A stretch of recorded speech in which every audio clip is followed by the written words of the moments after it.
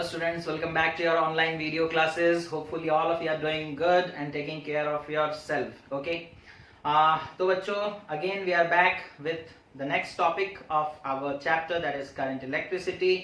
तो बच्चों last class में हम लोगों ने काफी डिटेल में डिस्कशन किया था EMF वगैरह के बारे में, है ना। और पहले क्लास में हम लोगों ने करंट के बारे में, इलेक्ट्रिक करंट के बारे में डिस्कशन किया था, है ना। आज हम लोग बच्चों डिस्कशन करेंगे करंट डेंसिटी के बारे में।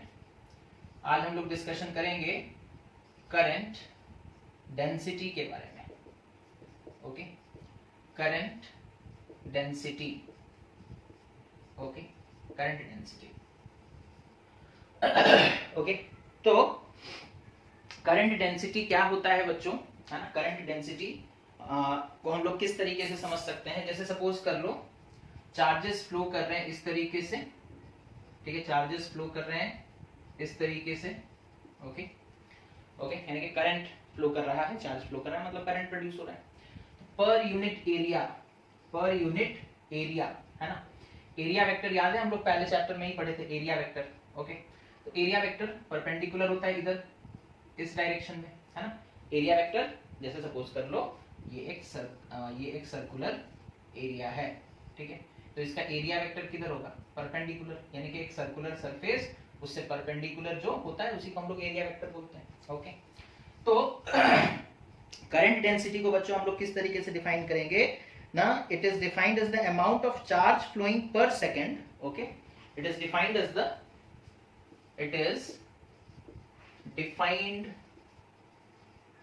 The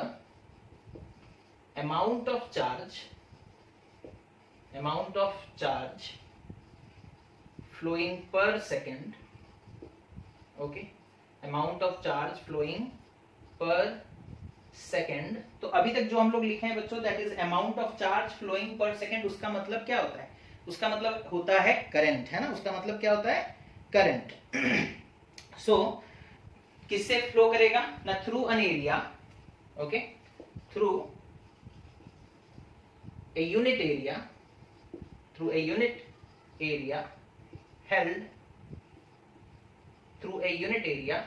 held normal to the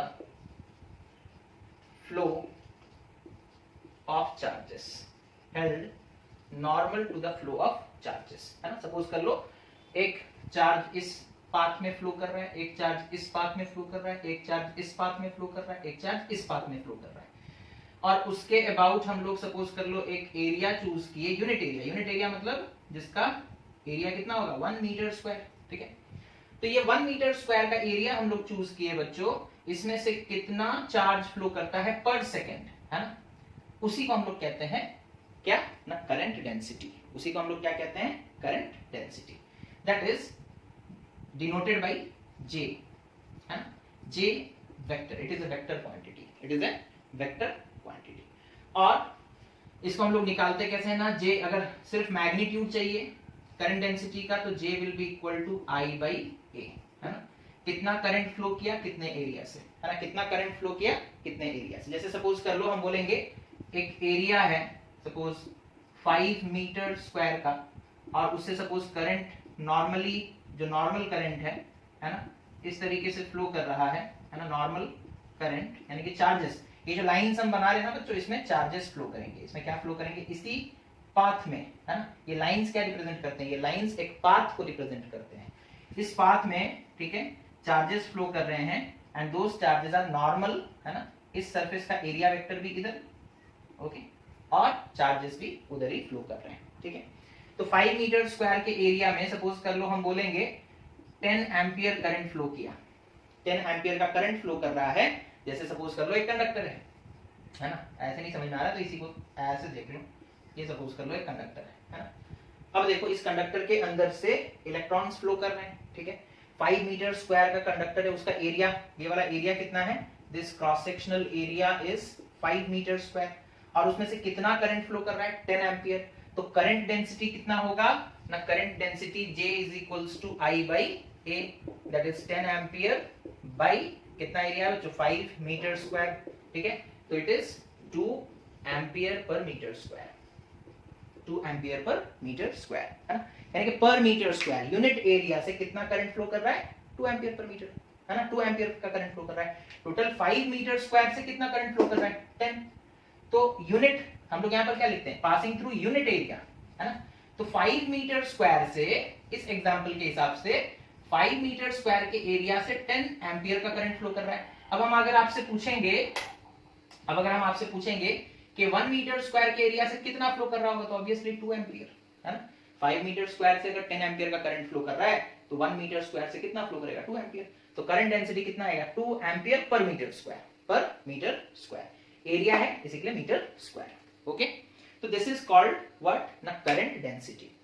but अगर सपोज कर लो बच्चों हमें ऐसा दिया गया, क्योंकि ये वेक्टर क्वांटिटी है ना, सपोज कर लो हम लोग एक सरफेस चूज करते हैं इस तरीके से, है ना, सपोज ये एक सरफेस है, ओके, अच्छा, और जो चार्जेस फ्लो कर रहे हैं वो सपोज इस तरीके से फ्लो कर रहे हैं, जो चार्जेस फ्लो कर रहे हैं they are not perpendicular to the surface, they are not normal to the surface, the charges are flowing in this manner suppose, okay, ठीक है। अच्छा, ये जो सरफेस हम चूज किए हैं उसका एरिया वेक्टर देख लो, इधर होगा, है ना, एरिया वेक्टर मतलब याद है या भूल गए आप लोग, जैसे सपोज कर लो ये एक सरफेस है, तो इसका एरिया वेक्टर इसके परपेंडिकुलर होगा, है ना, इसका एरिया वेक्टर इसके परपेंडिकुलर होगा। ये डस्टर का सरफेस, तो इसका एरिया वेक्टर ऐसे परपेंडिकुलर, तो यहां पर एक सरफेस हम बना रहे हैं तो उससे परपेंडिकुलर होता है उसका एरिया वेक्टर, है ना, उसका एरिया वेक्टर। सपोज कर लो कि ये जो चार्जेस जिस पाथ में फ्लो कर रहे हैं, है ना, उनके और एरिया वेक्टर के बीच में एंगल कितना है, थीटा, ठीक है। तो करंट किधर फ्लो कर रहा है बच्चों, इस डायरेक्शन में, एरिया वेक्टर किधर है, इस डायरेक्शन में, उन दोनों के बीच में एंगल कितना है, ना थीटा, ठीक है। अब यहां देखो ये एक लाइन ऐसे है, एक लाइन ऐसे है, इधर करंट है और ये एंगल थीटा है ना, तो करंट का कितना भाग इधर फ्लो कर रहा होगा, है ना, थीटा एंगल है तो इधर आई कॉस थीटा फ्लो कर रहा होगा, कितना फ्लो कर रहा होगा, आई कॉस थीटा, ठीक है। ये वेक्टर का एक सिंपल सा कंसेप्ट है ना, that is resolution of vector, okay. जैसे सपोज कर लो इधर एक वेक्टर ए वेक्टर है, याद दिला रहे हैं बस, है ना, इधर सपोज कर लो ये एक्स एक्सिस है, तो इधर ये एंगल थीटा, तो एक्स एक्सिस में ए वेक्टर का कौन सा कितना कंपोनेंट होगा ना, ए कॉस थीटा, ठीक है, और वाई एक्सिस में कितना होगा, ए साइन थीटा।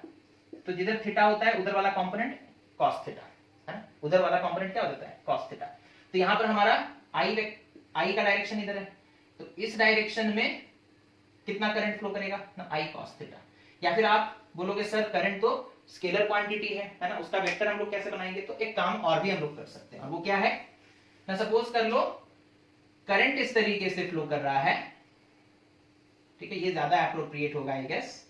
करंट सपोज कर लो इस तरीके से फ्लो कर रहा है ना, यानी कि चार्जेस फ्लो कर रहे हैं, करंट कैसे बनता है, चार्जेस के फ्लो करने से। और सपोज कर लो हमारा जो एरिया है वो ऐसा है, ठीक है, और एरिया का जो मतलब एरिया वेक्टर है वो ऐसा है, this is a, this is I, ठीक है। और सपोज कर लो एरिया वेक्टर हमारे चार्ज के डायरेक्शन से थीटा एंगल बना रहा है, तो एरिया का कौन सा कंपोनेंट इधर होगा, that is a cos theta, A cos theta, ठीक है। तो अगर ऐसा होगा बच्चों कि हमारा जो सरफेस है वो परपेंडिकुलर नहीं है, अगर सरफेस का एरिया वेक्टर इधर होता, करंट ऐसे फ्लो करता, तो हम लोग बोलते दोनों सेम डायरेक्शन में, कोई प्रॉब्लम नहीं। लेकिन यहां पर क्या हो रहा है, यहां पर करंट ऐसे फ्लो कर रहा है, चार्जेस ऐसे फ्लो कर रहे हैं, एरिया टेढ़ा है, उसका डायरेक्शन इधर है, उसके एरिया वेक्टर का डायरेक्शन इधर है, एरिया वेक्टर जो है वो कितना एंगल बना रहा है, थीटा। तो एरिया वेक्टर का कौन सा कंपोनेंट इधर होगा, है ना, एरिया वेक्टर को दो कंपोनेंट में बांट दो, तो इधर कौन सा कंपोनेंट होगा, ये थीटा एंगल है, तो इधर वाला कंपोनेंट ए कॉस थीटा। तो यहां पर हमारा हो जाएगा that is j is equals to I by A cos theta, ठीक है, j is equals to I by A cos theta, okay. और फिर हम लोग ऐसे लिख सकते हैं that implies i is equals to j a cos theta, ठीक है। अच्छा, वेक्टर में आप लोग पढ़े होंगे a b cos थीटा का मतलब क्या होता है बच्चों, that is a vector dot b vector, है ना, a vector dot b vector. तो यहां पर हम लोगों को पता चला that implies i is equals to j vector dot a vector, है ना। a b cos थीटा किसका रिजल्ट है, डॉट प्रोडक्ट का, a vector dot b vector का। तो उसी तरीके से j a cos थीटा किसका रिजल्ट होगा, j vector dot a vector. तो हम लोग करंट इस तरीके से भी निकाल सकते हैं, अगर करंट डेंसिटी दिया गया हो और एरिया वेक्टर के बारे में हमें इंफॉर्मेशन दिया गया हो तो ऐसे भी हम लोग निकाल सकते हैं क्या ना, current. Okay, that is electric current. Okay, SI unit क्या हो जाएगा? एसआई यूनिट हम लोग पहले ही डिस्कशन कर चुके हैं, दैट इज एरिया पर metre, sorry ampere per metre square, ampere per metre square. Current density का एसआई यूनिट क्या होगा बच्चों ना, ampere per metre square, ampere per metre square. Okay, उसके बाद बात करेंगे बच्चों कंडक्टेंस। करंट डेंसिटी समझ में आ गया? ओके, उसके बाद बात करेंगे कंडक्टेंस के बारे में। ठीक है, तो फॉर्मूला याद रखोगे, that is J is equals to I by A, I is equals to J dot A। तो फॉर्मूला हम लोग क्या देखे, that is J is equals to I by A, और दूसरा फॉर्मूला हम लोग देखे I is equals to J vector dot A vector, या फिर इसी को लिख सकते हैं J A cos थीटा। ठीक है, J A cos theta, this is the scalar product और डॉट प्रोडक्ट। ओके, उसके बाद बात करेंगे बच्चों कंडक्टेंस का, है ना। उसके बाद हम लोग बात करेंगे कंडक्टेंस का। कंडक्टेंस क्या होता है?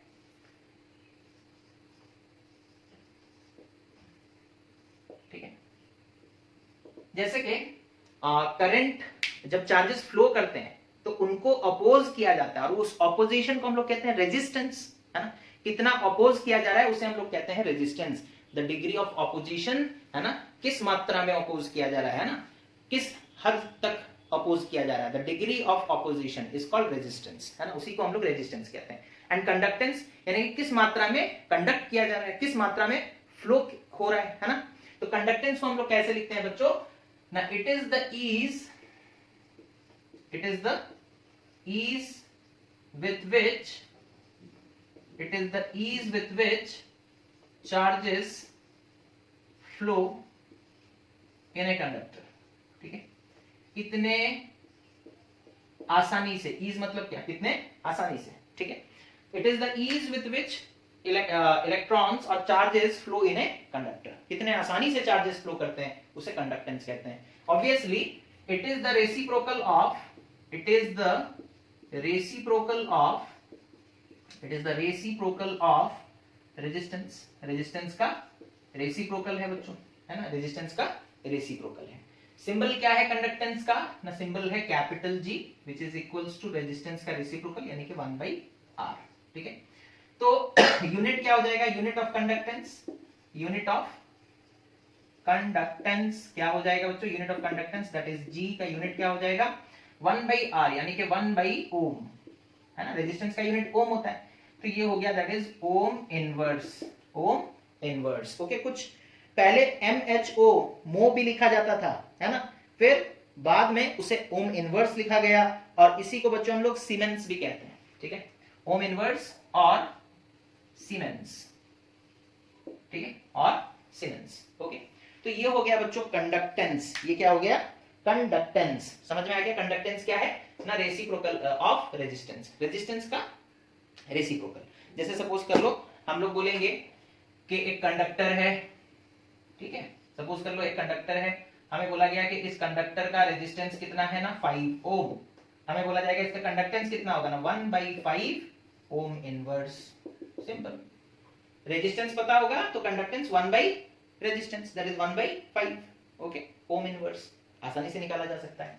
ओके, तो ये हो गया बच्चों कंडक्टेंस, है ना, और ये उसका एसआई यूनिट। उसके बाद बात करेंगे बच्चों कंडक्टिविटी, है ना, उसके बाद क्या बात करेंगे कंडक्टिविटी।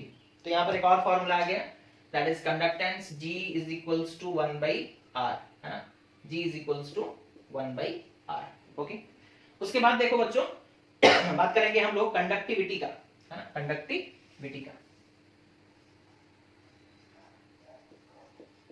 कंडक्टिविटी अब हम लोग इससे पहले पढ़े थे रेजिस्टिविटी, है ना, उसका रेसिप्रोकल है कंडक्टिविटी। तो कंडक्टिविटी क्या है ना, it is the reciprocal of, it is the reciprocal of, it is the reciprocal of resistivity, it is the reciprocal of resistivity, it is the reciprocal of resistivity. Resistivity का reciprocal होता है बच्चों, है ना, तो कंडक्टिविटी को हम लोग क्या लिख सकते हैं 1/रेजिस्टिविटी, कंडक्टिविटी को हम लोग क्या लिख सकते हैं, कंडक्टिविटी को हम लोग क्या लिख सकते हैं, conductivity is equals to 1 by resistivity, 1 by resistivity. Okay, conductivity का सिंबल क्या होता है बच्चों, that is sigma. Okay, conductivity का सिंबल क्या होता है, that is sigma is equals to 1 by resistivity का सिंबल क्या होता है, रॉ। तो ये हो गया तुम्हारा sigma is equals to 1 by rho, sigma is equals to 1 by rho. अब कंडक्टिविटी का यूनिट क्या होगा, कंडक्टिविटी का यूनिट क्या होगा ना, रेजिस्टिविटी का यूनिट क्या है याद करो, ठीक है, ओम मीटर, ओम मीटर।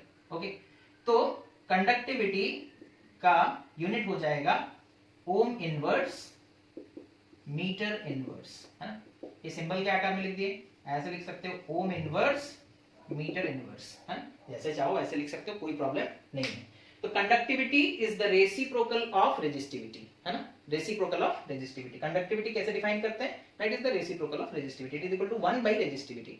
रेजिस्टिविटी का यूनिट क्या होता है, ओम मीटर, तो कंडक्टिविटी का यूनिट क्या होगा, ohm inverse metre inverse, ohm inverse metre inverse, है ना।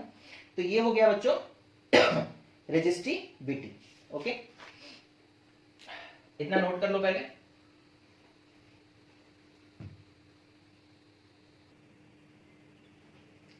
ओके, तो अब उसके बाद हम लोग देखेंगे बच्चों, that is vector form of ohm's law.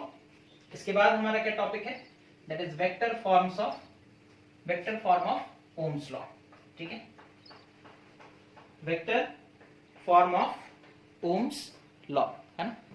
तो यहां देखो बच्चों, सपोज कर लो एक हेडिंग पहले लिख लेते हैं, vector form of ohm's law. Ohm's law को वेक्टर फॉर्म में हम लोग कैसे लिखते हैं, ठीक है। देखो सपोज कर लो एक कंडक्टर है जिसका लेंथ L है, ठीक है, एक कंडक्टर है ऑफ लेंथ L, ओके, और इसका एरिया सपोज कर लो कितना है ना, A, ठीक है। अब इस कंडक्टर को हम लोग एक इलेक्ट्रिक फील्ड में रखे हैं, है ना, इस कंडक्टर को हम लोग एक इलेक्ट्रिक फील्ड में रखे हैं और इलेक्ट्रिक फील्ड का वैल्यू है E, ठीक है, इलेक्ट्रिक फील्ड का वैल्यू कितना है E, या फिर E वेक्टर बोल लो, कुछ भी बोल लो, ठीक है, ठीक है। तो अब इधर देखो, इस कंडक्टर के इस एंड में, है ना, जैसे बच्चों ये एक इलेक्ट्रिक फील्ड है ना, ये एक इलेक्ट्रिक फील्ड है, यहाँ पर एक चार्ज रखेंगे, यहाँ पर एक चार्ज रखेंगे, है ना, तो क्या इस चार्ज का पोटेंशियल और इस चार्ज का पोटेंशियल सेम होगा, नहीं होगा, बिकॉज ये इलेक्ट्रिक फील्ड के दो अलग अलग जगह पर है, तो इन दोनों के बीच में पोटेंशियल डिफरेंस होगा। सपोज कर लो पोटेंशियल डिफरेंस कितना है, V, ठीक है। तो उसी तरीके से हम लोग एक कंडक्टर को इलेक्ट्रिक फील्ड के अंदर में रख दिए, है ना, जैसे ही कंडक्टर को इलेक्ट्रिक फील्ड के अंदर में रखते हैं बच्चों, इधर का पोटेंशियल और इधर का पोटेंशियल डिफरेंट हो जाएगा, है ना, इधर का पोटेंशियल और इधर का पोटेंशियल डिफरेंट होगा। सपोज कर लो पोटेंशियल डिफरेंस कितना है ना, V, ठीक है, पोटेंशियल डिफरेंस कितना है ना, V। अच्छा, हम लोग पहले ही पढ़ चुके हैं what is the relation between potential difference and electric field, हम लोग पढ़े थे, है ना। पोटेंशियल डिफरेंस और इलेक्ट्रिक फील्ड के बीच में रिलेशन क्या है बच्चों ना, पोटेंशियल डिफरेंस और इलेक्ट्रिक फील्ड के बीच में रिलेशन है V is equals to E into D, ठीक है। यहाँ तो D नहीं लिखेंगे बिकॉज डिस्टेंस नहीं है, लेंथ है, ठीक है, तो E into L, okay, E into L, okay. तो I can say that let a conductor, suppose कर लो एक कंडक्टर को, let a conductor is placed inside an electric field, let a conductor is placed inside an electric field, that is E vector, okay, let a conductor of length L and area A, ये भी लिख देंगे, है ना, let a conductor of length L and area A is placed inside an electric field E vector, okay. suppose the potential difference across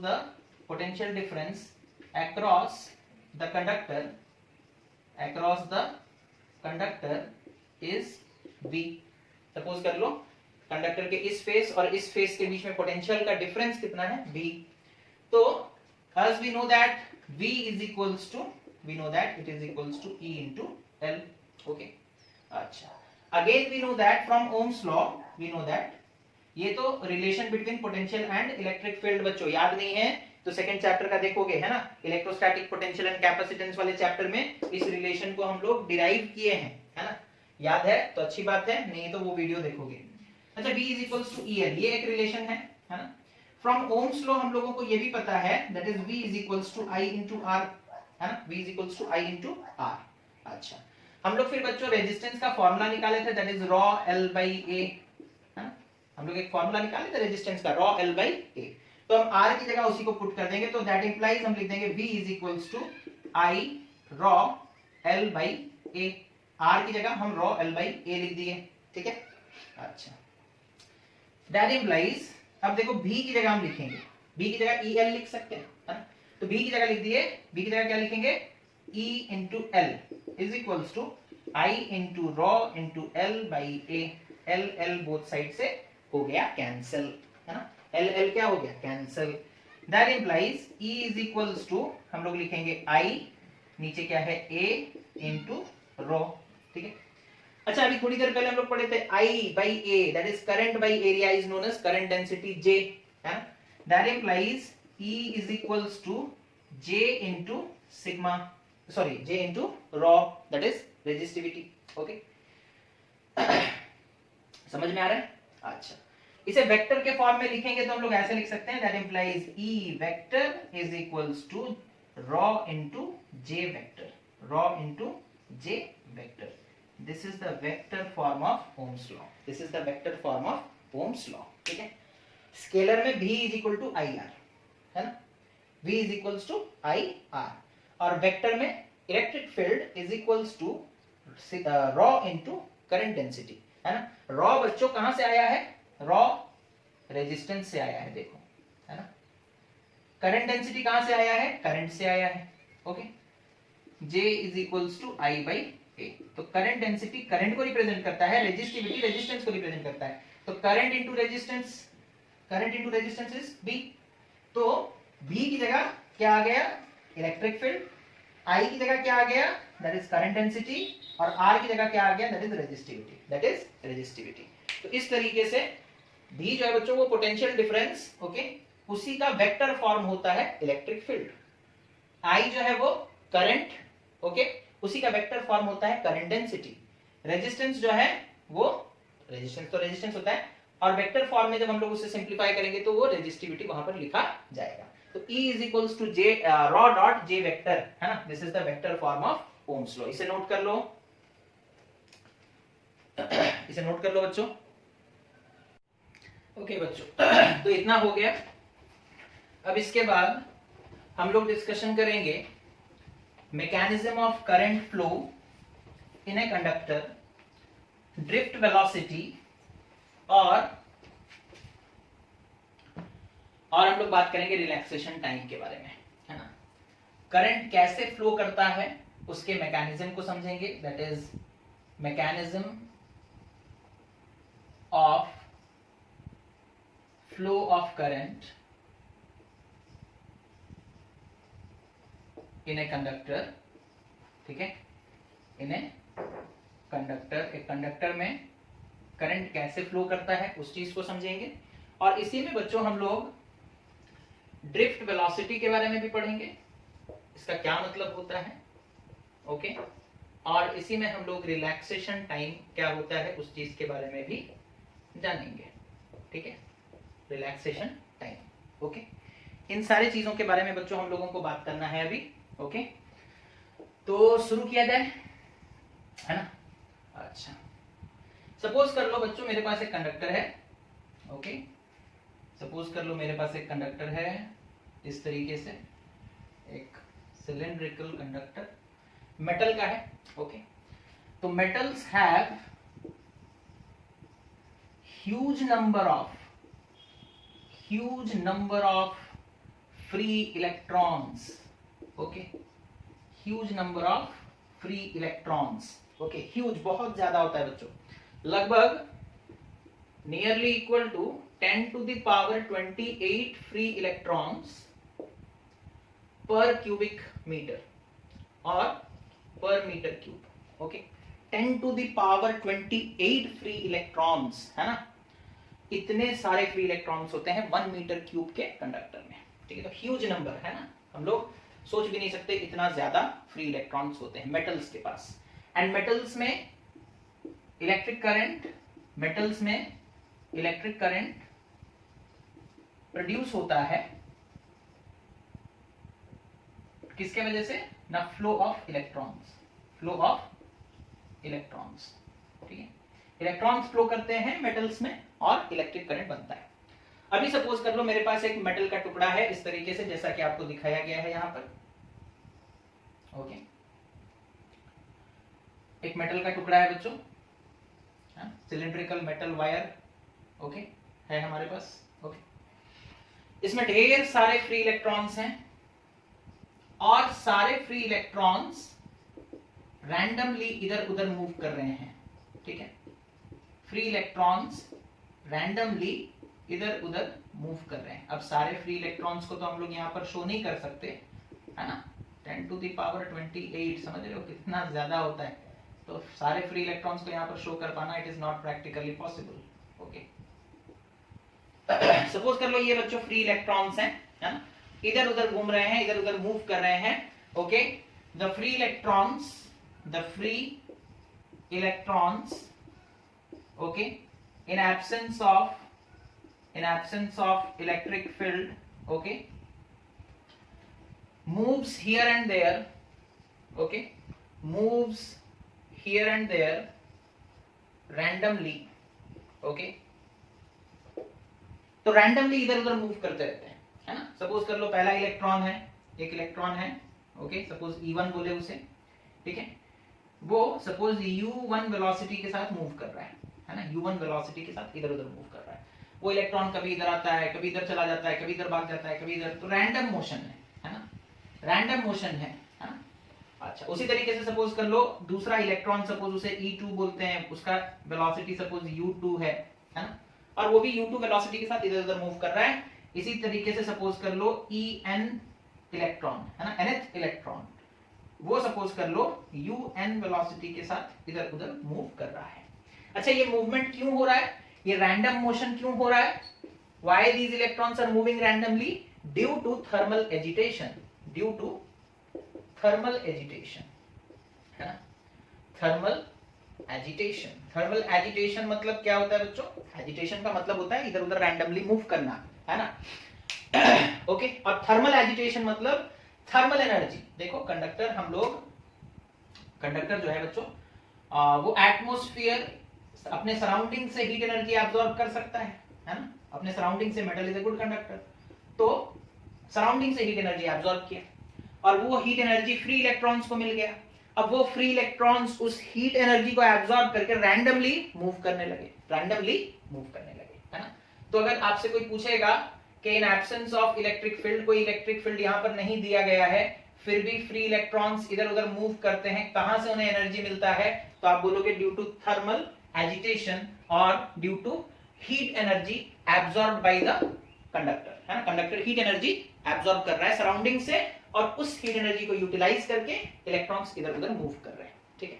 अच्छा, अभी ये scenario है, अभी रैंडम मोशन ऐसा होता है बच्चों इनका कि अगर देखो एक पहला इलेक्ट्रॉन E1 वो U1 वेलोसिटी के साथ मूव कर रहा है, E2 जो है वो U2 वेलोसिटी के साथ मूव कर रहा है, इसी तरीके से nth electron that is En UN velocity के साथ मूव कर रहा है।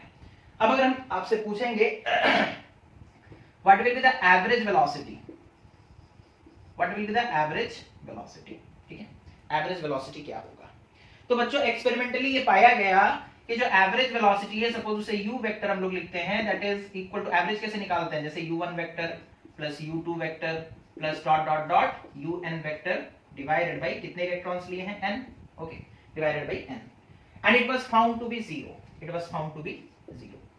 दैट मींस कोई नेट वेलोसिटी उनके पास नहीं है। वेलोसिटी डायरेक्शन पे भी डिपेंड करता है बच्चों, जैसे एक इलेक्ट्रॉन यहां से निकला, यहां चला गया, फिर यहां से यहां आ गया, फिर यहां से इधर चला गया, फिर इधर चला गया, फिर वापस यहां आ गया, तो घूमकर वहीं आ जा रहा है, नेट वेलोसिटी जीरो हो जा रहा है, डिस्प्लेसमेंट जीरो, जहां से निकला वापस वहीं आ जा रहा है ना, तो डिस्प्लेसमेंट जीरो हो गया यानी कि नेट वेलोसिटी जीरो हो जाता है। और हम लोग ये देखे हैं कि नेट वेलोसिटी जीरो हो रहा है ना। अगर नेट वेलोसिटी जीरो नहीं होता बच्चों, तो सिर्फ एक कंडक्टर में बिना किसी इलेक्ट्रिक फील्ड के भी करंट प्रोड्यूस हो जाता है। अगर मान लो सारे इलेक्ट्रॉन्स एक पर्टिकुलर डायरेक्शन में थोड़ा सा भी मूव कर जाते, है ना, तो फिर करंट प्रोड्यूस हो जाता है। रैंडम मोशन है, वेलोसिटी जीरो हो जा रहा है, इसी के लिए तो करंट नहीं प्रोड्यूस हो पा रहा है। इलेक्ट्रॉन्स मूव कर रहे हैं, इलेक्ट्रॉन्स मूव कर रहे हैं, लेकिन जो रिजल्टेंट मूवमेंट है, जो एवरेज मूवमेंट है वो जीरो है ना, वो कैसा है, जीरो। अगर ऐसा नहीं होता, मान लो आप बोलोगे सर आपको कैसे पता चला ये जीरो हो गया है? मान लो तुम बोलोगे कि सर जीरो नहीं है, ठीक है, तो हम बोलेंगे अच्छा अगर जीरो नहीं है तो ये जो कंडक्टर है इसमें कोई बैटरी कनेक्ट मत करो, ऑटोमेटिकली करंट फ्लो करेगा, ऑटोमेटिकली करंट फ्लो करेगा। बट क्या एक कॉपर का वायर आप लेकर के आओगे, उसमें अपने आप से करंट फ्लो हो सकता है? नहीं हो सकता। करंट फ्लो का मतलब होता है एक पर्टिकुलर डायरेक्शन में चार्ज पार्टिकल्स का मूव करना, लेकिन यहां तो मोशन रैंडम है और करंट प्रोड्यूस नहीं हो रहा। हम एक वायर लेकर के आते हैं बच्चों और हम चेक करते हैं उसमें कोई करंट नहीं है, कोई करंट नहीं है, मतलब अल्टीमेटली रिजल्ट यही है कि जो वेलोसिटी है उनका जीरो है, कोई नेट वेलोसिटी उनके पास नहीं है। ओके, तो ये है बच्चों, जब हम लोग एक कंडक्टर को लिए और उसे हम लोग देखें कि रैंडम मोशन हो रहा है। सपोज कर लो हम लोग बोले कि सपोज n इलेक्ट्रॉन्स हैं उसके पास, एक इलेक्ट्रॉन का वेलोसिटी u1 है, दूसरे का u2 है, इस तरीके से un वेलोसिटी है। एवरेज निकाले, एवरेज वेलोसिटी जीरो आ रहा है, एवरेज वेलोसिटी जीरो आ रहा है। और ये फैक्ट को कौन सा थ्योरी सपोर्ट करता है कि अगर हम लोग सिर्फ एक कंडक्टर लेते हैं तो उसमें कोई करंट फ्लो नहीं करता, ये हमें भी पता है, आपको भी पता है। सिर्फ एक तार में अपने आप से तो करंट नहीं फ्लो करता। हम लोग जब तक बैटरी नहीं कनेक्ट करेंगे, हम लोग जब तक जनरेटर नहीं लगाएंगे, हम लोग जब तक उसे पॉजिटिव और नेगेटिव टर्मिनल हायर और लोअर पोटेंशियल के अक्रॉस कनेक्ट नहीं करते बच्चों, तब तक करंट फ्लो नहीं होता है ना। उसे एक तरफ आपको हायर पोटेंशियल लगाना पड़ेगा, एक तरफ लो पोटेंशियल लगाना पड़ेगा कंडक्टर के दोनों तरफ, तभी जाकर के करंट फ्लो होता है। ये हम लोग देखें है ना, बिना हायर और लोअर पोटेंशियल के, बिना बैटरी के, बिना सेल के करंट फ्लो होता ही नहीं है। ठीक है, अच्छा, तो ये हो गया फ्री इलेक्ट्रॉन्स रैंडमली मूव कर रहे इधर उधर, है ना। अब हम लोग देखते हैं कि इलेक्ट्रिक फील्ड लगाएंगे तो क्या होगा, या बैटरी कनेक्ट कर देंगे तो क्या होगा। अच्छा, उसी कंडक्टर को लेते हैं बच्चों, उसी कंडक्टर को लेते हैं और अब इस कंडक्टर को सपोज कर लो हम एक सेल या एक बैटरी से कनेक्ट कर देते हैं।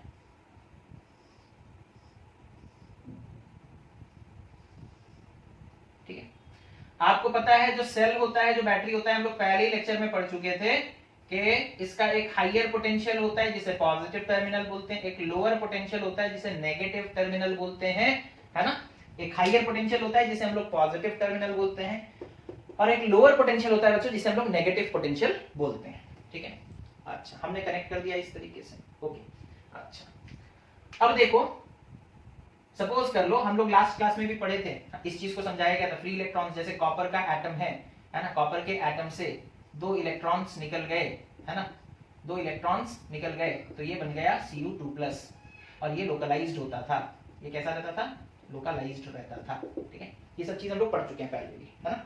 अच्छा, दैट मींस सिर्फ फ्री इलेक्ट्रॉन्स नहीं है, अंदर में पॉजिटिव आयंस भी हैं, जिन्हें कर्नल्स कहा जाता है। क्या कहा जाता है, कर्नल्स।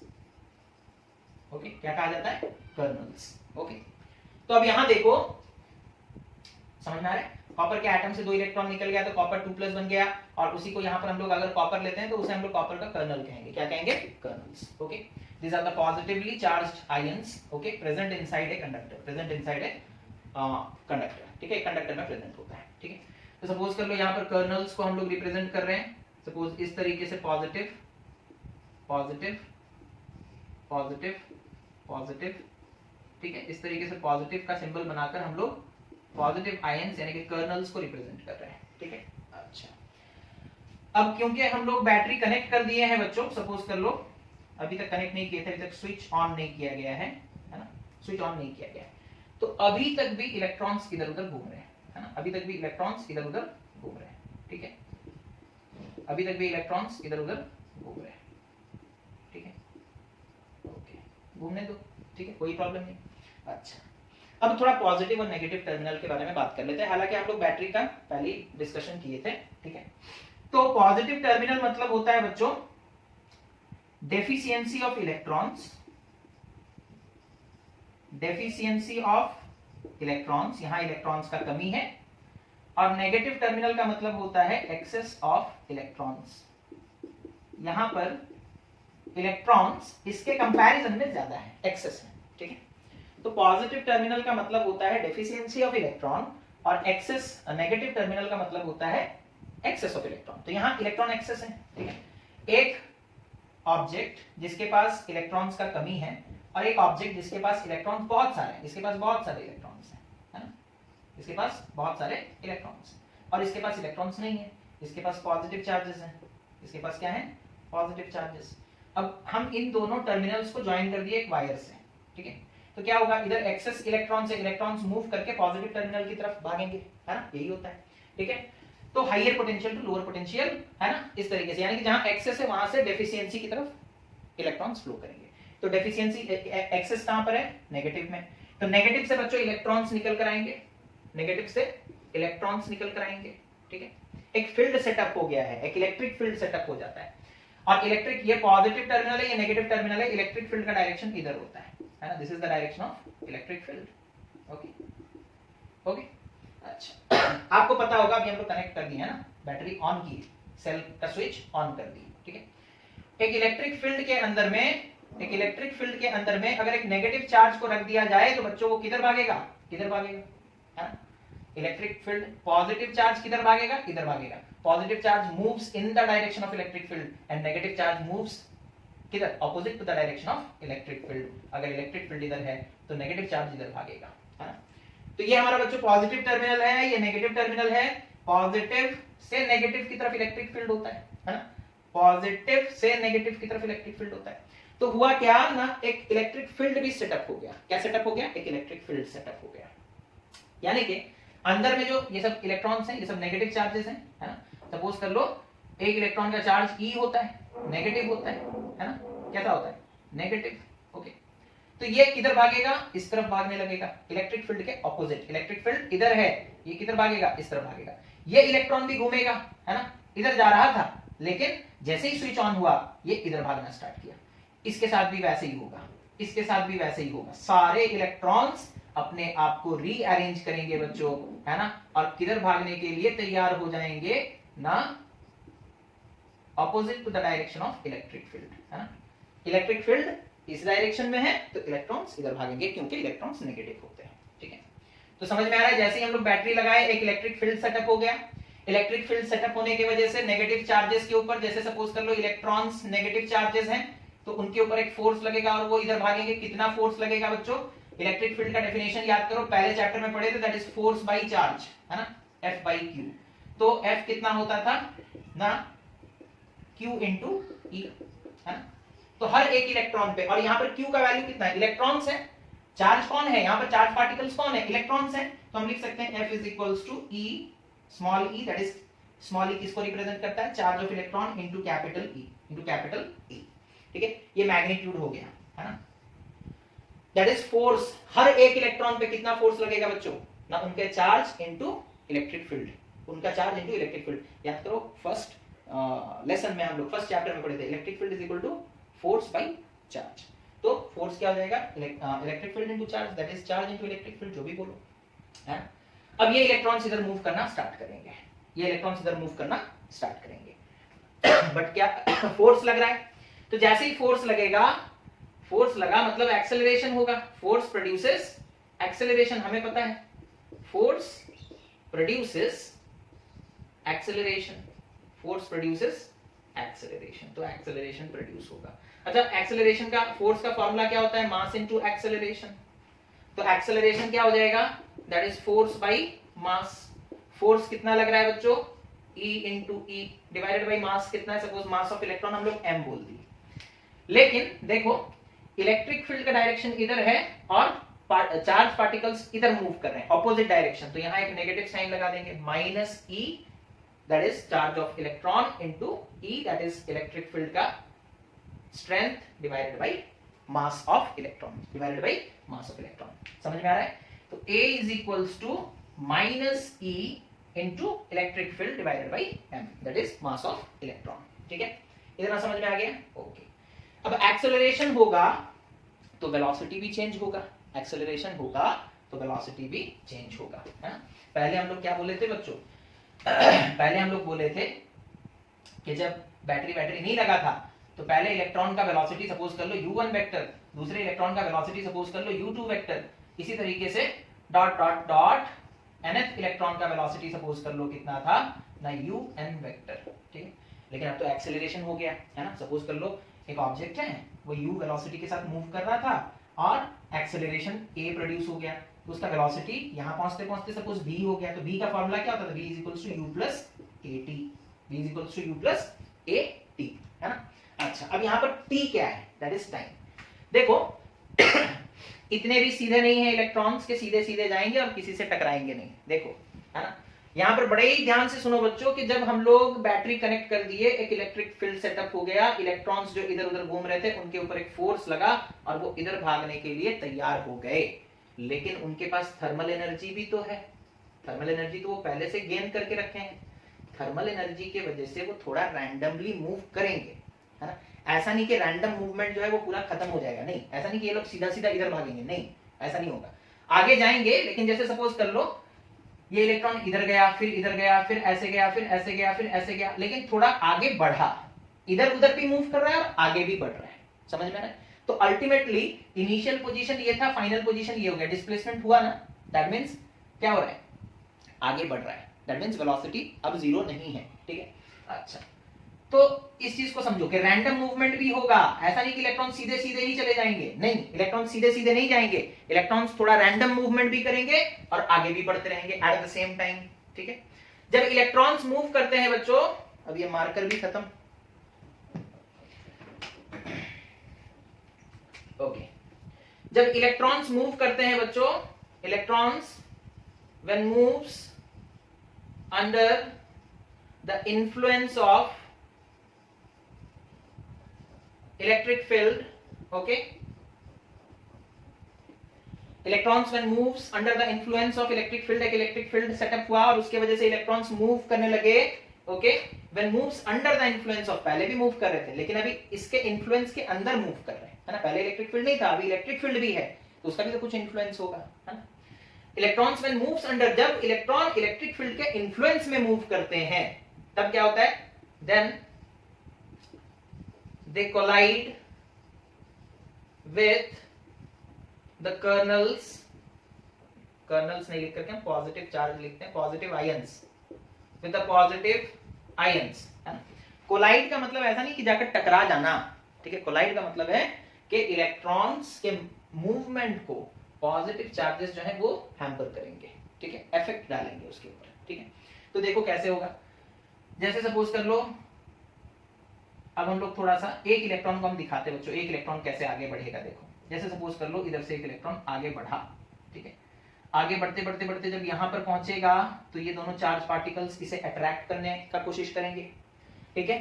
तो यहां वो एक्सेलरेट किया, एक्सेलरेशन तो होगा, यहां से यहां तक वो एक्सेलरेट करते हुए आया, लेकिन यहां पर दोनों पॉजिटिव चार्जेस मिल करके उसे अट्रैक्ट किए, तो इसी को हम लोग बोलेंगे कॉलिजन, है ना। ये जो पॉजिटिव चार्जेस हैं इस इलेक्ट्रॉन को अट्रैक्ट कर रहे हैं, दैट अट्रैक्शन यानी कि दोनों के इफेक्ट कोलाइड कर रहे हैं, इसका नेगेटिव इफेक्ट है, इसका पॉजिटिव इफेक्ट है, दोनों के इफेक्ट कोलाइड कर रहे हैं, ठीक है।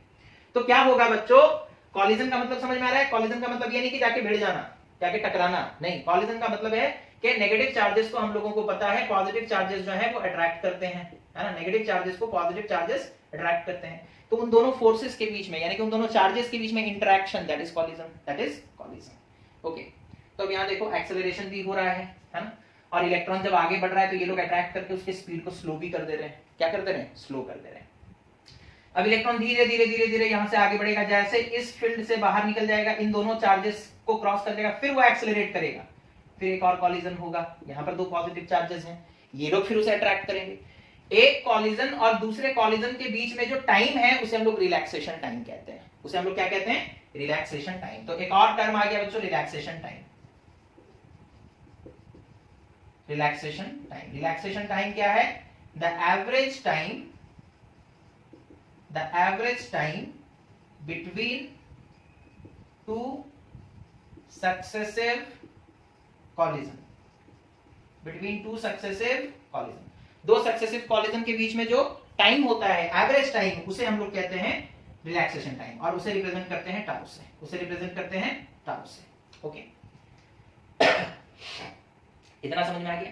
तो जब इलेक्ट्रॉन आगे बढ़ रहा है तो वो एक इंक्रीजिंग वेलोसिटी के साथ नहीं बढ़ रहा, वेलोसिटी इंक्रीज हो रहा है, फिर ये लोग दोनों अट्रैक्ट कर रहे तो स्लो हो जा रहा है, फिर आगे बढ़ रहा है, फिर जब यहाँ पहुंच रहा है ये दोनों अट्रैक्ट कर रहे हैं, फिर स्लो हो जा रहा है ना। तो एक्सेलरेशन भी हो रहा है और एक मतलब एक छोटे से टाइम पीरियड के लिए, है ना। 10 टू द पावर -14 एक एवरेज वैल्यू है, 10 टू द पावर -14 सेकंड एक रिलैक्सेशन टाइम, बहुत छोटा टाइम है बच्चों। एक कॉलिजन और दूसरे कॉलिजन के बीच में 10 टू द पावर -14 सेकंड का डिफरेंस होता है, बहुत छोटा टाइम है ना। ओके, तो अब यहां देखो ये हो गया। अब इस चीज को मिटा रहे हैं, देखो तो इलेक्ट्रॉन्स जब आगे बढ़ते हैं तो एक इंक्रीजिंग वेलोसिटी के साथ आगे नहीं बढ़ते, रैंडमली मूव भी करते रहते हैं और आगे भी बढ़ते रहते हैं, है ना। एक्सेलरेशन प्रोड्यूस होता है और उसका वैल्यू होता है इतना, ठीक है। एक्सेलरेशन हो रहा है मतलब वेलोसिटी चेंज होगा, तो वो इलेक्ट्रॉन जिसका इनिशियल वेलोसिटी u1 था, है ना, अब उसी का देखो e1 का अब नया वेलोसिटी कितना होगा, एक्सेलरेशन हो रहा है, यानी कि u1 vector plus a into tau, a vector into tau. Okay, समझ में आ रहा है?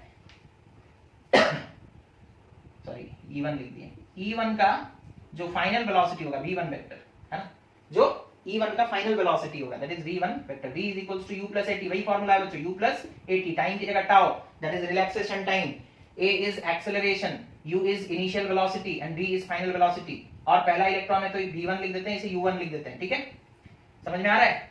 तो पहले इलेक्ट्रॉन का जो पहला एक इलेक्ट्रॉन हम लोग कंसीडर किए थे उसका सपोज फाइनल वेलोसिटी कितना हो जाएगा ना, U1 प्लस A टाउ 1 बोल देते हैं, ठीक है, टाउ 1।